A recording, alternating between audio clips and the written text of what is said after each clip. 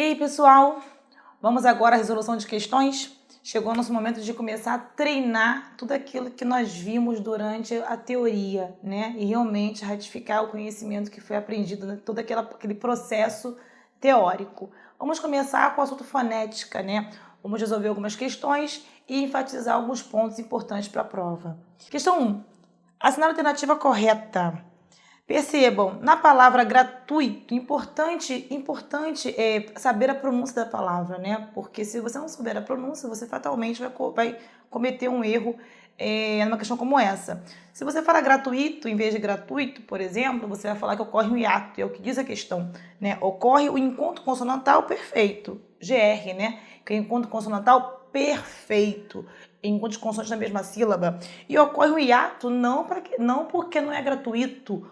O correto é gratuito, né? É um ditongo aí, e é o encontro da vogal U com a semivogal I. É um ditongo decrescente. A palavra ruim, a mesma coisa. Se você comete o erro de falar ruim, você fala que é uma palavra monossílaba, que é o que diz a questão, né? Você considera o ruim como ditongo, você vai errar a questão, porque não é ruim, é ruim, hiato. Pense, para não esquecer mais, pense o seguinte: gratuito é algo bom, né? Se a coisa boa tá junto, gratuito, junto, ditongo. Ruim, como o próprio nome diz, é algo ruim. Então, se é ruim, é separado. Ruim, hiato. Então, assim você não se esquece mais. Então, pronúncia gratuito, ditongo, ruim, hiato. Sendo ruim, hiato, nós temos o quê? Uma palavra de sílaba, não monossilábica, como está dizendo na questão, e um dígrafo nasal. Vamos ao quadro aqui, só para relembrar essa situação do grupo an, en, in, on e um. Este grupo aqui, an, en, in, on, já foi visto com vocês, né? Este grupo ele pode ser dígrafo ou ditongo nasal, né? O dígrafo, na verdade, ele pode, como vocês já viram, ele é encontro de são duas palavras, duas letras, um som. Então percebam só. O an e o en serão dígrafos se vierem no início, ou melhor, ou meio da palavra. O an e o en, no início ou meio da palavra, ele é um dígrafo vocálico, como vocês já viram. E no final, ele será um ditongo nasal decrescente. Já o en, o on e um, em qualquer situação, ele será um dígrafo vocálico. Sempre, claro, desde que esteja na mesma sílaba. Então, percebam só, na palavra ruim, esse grupo in, né, que está junto da mesma sílaba, ele tem apenas um som, uma única pronúncia. Isso é dígrafo vocálico porque é o som de uma vogal. Então, ruim eu tenho uma palavra de sílaba, porém, e com o dígrafo vocálico no final dela. O erro está, então, aí na palavra monossilábica, que não é monossilábica, como é um hiato, né? Ruim, eu tenho a palavra de sílaba. Na próxima opção, nós temos a seguinte afirmação. Na palavra gaiola, há encontro vocálico caracterizado pelo encontro de vogal e semivogal. Gaiola. Percebam só. Gaiola. Eu tenho aqui, ó. Gaiola. Eu tenho o encontro de uma vogal com uma semivogal. Percebam que na pronúncia, né, a vogal, claro, ela sempre vai se destacar em relação ao semivogal. O próprio nome diz, né, vogal, semi está abaixo da vogal. Em toda sílaba deverá haver pelo menos uma vogal para que ela ocorra, já que a vogal ela é base da sílaba. Então, no encontro gaiola, eu tenho um ditongo decrescente porque a vogal A é sempre vogal, né? E o I é uma semivogal. Então, vogal com semivogal decrescente é o meu ditongo. E o que diz a questão? Há um encontro vocálico caracterizado pelo encontro de vogal com semivogal. Perfeita, a questão é essa a resposta. Então, na palavra gaiola, há um encontro vocálico caracterizado pelo encontro de uma vogal com uma semivogal. É essa a resposta. Mas vamos seguindo aqui, analisando as opções. Arguimos, respectivamente, um dígrafo e o encontro consonantal. Arguimos, nós tínhamos antigamente o trema, né, que foi abolido com o novo código ortográfico, então não existe mais o trema. Então, na palavra, percebam que o grupo GU, QU, XC e SC, eles só serão dígrafos se vierem seguidos de E ou I. Lembra-se disso na teoria? Então, por que isso, Jaqueline? Por que o QU, GU, por exemplo, esse U não vai ter som? Toda vez que tiver o grupo QU, GU, dígrafo, como eu já falei, dígrafo são duas vogais, duas letras, desculpe-me, duas letras, um som, o dígrafo, esse U do dígrafo jamais será pronunciado. Quando eu falo arguir, esse U tem som, então não pode ser dígrafo jamais, né? Nós temos aí um encontro vocálico, um encontro entre o U e o I, um encontro vocálico chamado de ditongo crescente. Percebam que o U do arguir, ele é mais forte que o I, ou melhor, mais fraco que o I. Por que que entre o U e o I, em gratuito, ocorreu um ditongo decrescente e o U com o I em arguimos ocorreu um ditongo crescente? Vamos lá. Vou só exemplificar aqui no quadro para a gente poder trabalhar essa diferença. Ó. Gratuito e arguimos. Olha aqui, ó. Esse U aqui, ele veio primeiro que o I. É uma vogal, uma semivogal. Porque entre o I e o U, vocês já viram que é a vogal que vier primeiro, tá? E o arguimos, este U tinha esse treminha aqui, não tinha esse trema? E o trema sempre caracteriza que o U era uma semivogal, justamente por ter uma pronúncia fraca. Por isso que neste caso aqui, o U é semivogal e o I vai ser a vogal. E eu tenho ditongo crescente, tá? Porque em regra, se vier o U e o I no encontro vocálico juntos na mesma sílaba, no ditongo, o primeiro que vier será a vogal. O segundo será semivogal. Então, em regra, entre U e I, nós teremos ditongo decrescente, exceto se aparecer alguma daquelas palavras que antigamente possuíam trema, né? E aí o trema, ele caracteriza uma semivogal justamente porque a pronúncia da palavra, daquele U, é fraco. Tá? Então, por isso que nessa opção, a resposta está errada, né? Essa opção está errada. Em arguimos, respectivamente, um dígrafo, não há dígrafo, o encontro consonantal. O que é aqui, no máximo, é o encontro consonantal RG, né? Que encontro consonantal imperfeito. E na próxima opção, aí nós temos o seguinte, na palavra eloquente, ocorrem dois dígrafos em encontro consonantal imperfeito. Eloquente, mesma situação, olha só, lembra-se do trema que não existe mais, ó, eloquente. Percebam claramente a palavra eloquente com a palavra quente, o mesmo grupo que o. Quando eu falo eloquente, percebam que aqui existe um trema. O que eu acabei de falar, o trema caracteriza que aquele U tem som, pronúncia fraca, por isso que toda vez que tinha trema, eu considerava o U uma semivogal. Ainda semivogal, não mudou não. Até porque o som é o mesmo, né? Linguiça, tranquilo, 50. Todas essas palavras, elas possuíam trema antigamente. Hoje não tem mais, mas o acordo foi ortográfico, o acordo foi na escrita, a pronúncia continuou a mesma. Então percebam que o som de eloquente continua o mesmo. Ditongo, isso aqui, ó, tem o som esse U? Tem, eloquente, 50, quinquênio, né, linguiça, tranquilo. Todas possuíam trema, todas com som fraco, porém semivogal, né? Então isso aqui é semivogal, isso aqui é uma vogal, ditongo crescente. Agora, quando eu falo quente, percebam que esse QU só tem um som. O U não tem som, na verdade, né? Eu tenho duas letras, um som. Isso é característica do dígrafo, né? Duas letras, um som. Nesse caso, é um dígrafo consonantal, porque é o som de uma consoante. Então, eu tenho aqui, ó, um dígrafo. Então, não há ditongo em quente. O ditongo aqui, ó, aqui é um dígrafo e aqui é outro dígrafo, na verdade. Né? Eu tenho um dígrafo consonantal, que é o QU, e o dígrafo vocálico, que é o EN. Então, o que diz na palavra? Na palavra eloquente, na frase, né? Ele diz que eloquente ocorre em dois dígrafos, e o encontro consonantal imperfeito. Vamos lá. Dois dígrafos, não. Existe um dígrafo, que é o EN, existe um dígrafo, que é o EN, e existe encontro consonantal? Não.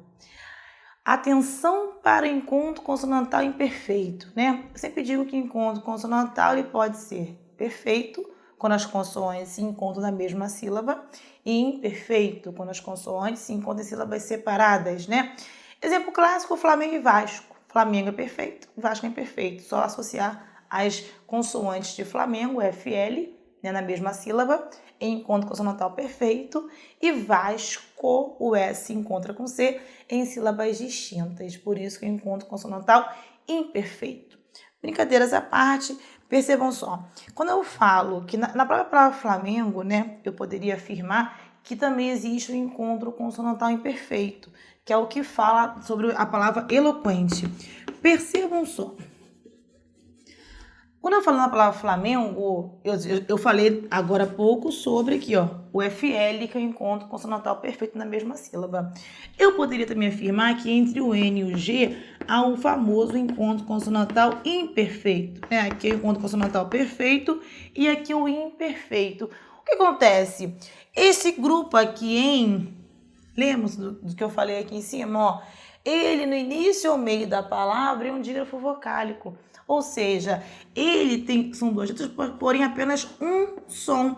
Percebam que o N foneticamente some. Então, ou seja, não existe encontro deste N com o G para que ocorra o encontro consonantal imperfeito. Então, esse suposto encontro aqui, ó, não existe. Nunca haverá encontro consonantal imperfeito entre o M ou o N, que fazem parte do dígrafo vocálico, né, com a consoante seguinte. Jamais isso vai acontecer. Por isso que em eloquente, este suposto encontro aqui, ó, também não vai existir. Em encontro consonantal imperfeito, não existe. Entre o N e o T aqui, não existe. Por isso que essa última opção está errada. Na palavra eloquente, ocorrem dois dígrafos? Não, ocorre um dígrafo, que é o N.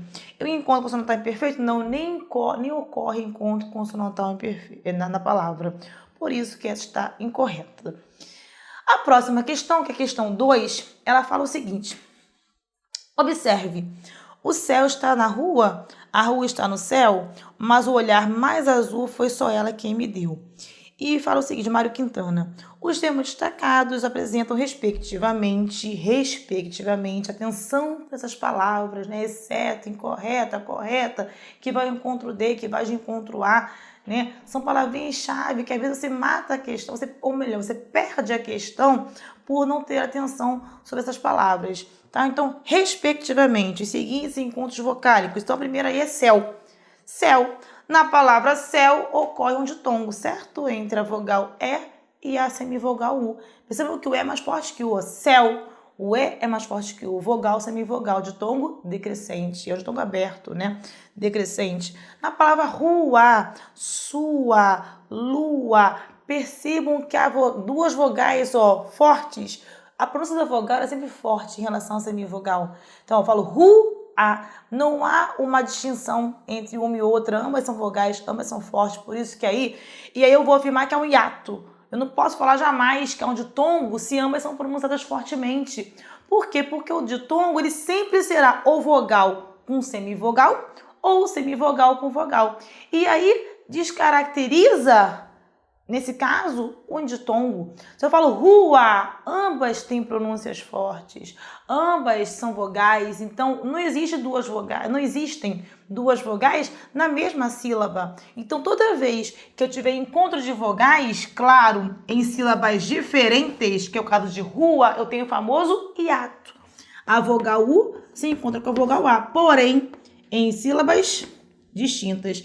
Isso é um hiato. É o encontro de duas vogais, porém sílabas separadas, distintas. Então, nessa aí eu tenho um hiato. Assim, e na palavra mais.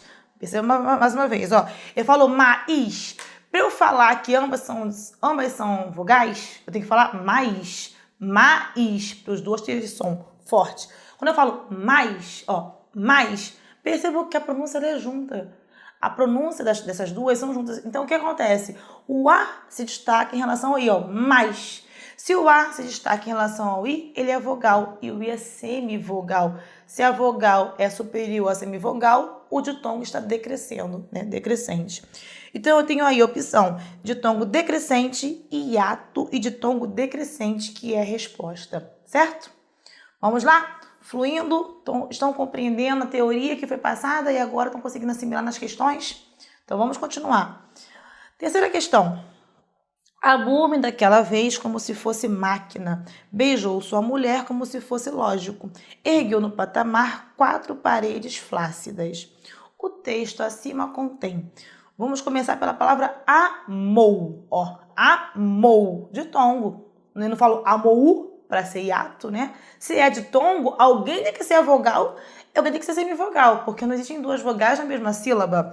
Vamos lá, amou. O O é muito mais forte que o U, ele vai ser a vogal. Ah, mas digamos que você não queira ficar percebendo quem é mais forte, quem é a vogal, quem é a semivogal. Então decore o quadrinho aqui, né? Que também já foi passado para vocês. Aqui é como se fosse uma hierarquia entre as vogais. Quem está no topo, que é o A, ele é sempre vogal. Sempre quem tem a maior numeração, quem estiver no topo será a vogal em relação à outra, né? Depois nós temos o O, depois nós temos o E e por último nós temos o I e o U. Foi o que eu falei, né? Entre os dois será a vogal quem vier primeiro, exceção daquele Uzinho que tinha trema antigamente, que sempre será uma semivogal, tá? Então, por exemplo, quando eu falo em amou, aqui ó, amou, o O está acima do U, vogal semivogal de tongo decrescente, de tongo decrescente. Daquela, esse U não tem som, tá? Porque esse QU é um dígrafo, né? 2 letras, um som. Isso é um dígrafo. Daquela vez, como se fosse máquina. Mesma coisa, esse QU aí, ó, tem apenas um som.